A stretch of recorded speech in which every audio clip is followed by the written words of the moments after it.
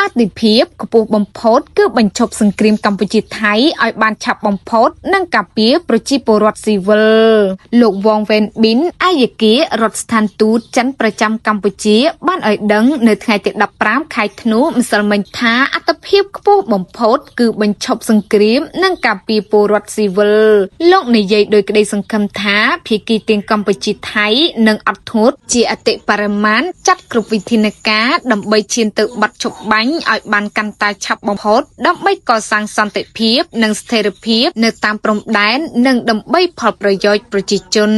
បើតាមអាយការដ្ឋទូតនៅភ្នំពេញប្រទេសចិនគឺនឹងបន្តធ្វើអ្វីៗគ្រប់យ៉ាងតាមដែលយើងអាចធ្វើបានដើម្បីលើកកម្ពស់ការសន្ទនាឈានទៅកសាងសន្តិភាពហើយចិននឹងបន្តតួនាទីស្ថាបនាតាមវិធីរបស់ខ្លួនក្នុងការនាំមកនៅបាត់ឈប់បាញ់រវាងកម្ពុជាថៃដើម្បីកសាងសន្តិភាពការចេញសារអំពាវនាវរបស់លោកវងវ៉េនប៊ីនធ្វើឡើងក្រោយអ្នកនាំពាក្យក្រសួងការបរទេសចិនបានចេញសេចក្តីថ្លែងការណ៍ជំរុញឲ្យថៃនិងកម្ពុជាបញ្ឈប់ការបាញ់គ្នាជាបន្ទាន់ដើម្បីជៀសវាងសង្គ្រាមរីករាលដាលកាន់តែធំដោយចិនសន្យាថានឹងចូលរួមសម្របសម្រួលដើម្បីនាំយកសន្តិភាពមកវិញ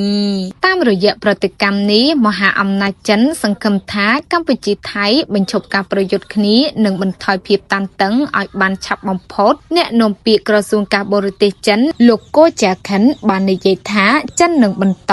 ដោយមើលលើឆន្ទៈរបស់ភាគីទាំងពីរក្នុងការធ្វើការឲ្យអស់ពីសមត្ថភាពដើម្បីជំរុញការចរចាដើម្បីសន្តិភាពនិងដើរតួនាទីស្ថាបនាតាមរបៀបរបស់យើងដើម្បីនាំមកនៅបាត់ឈប់បាញ់និងការស្ដារសន្តិភាពរវាងប្រទេសទាំងពី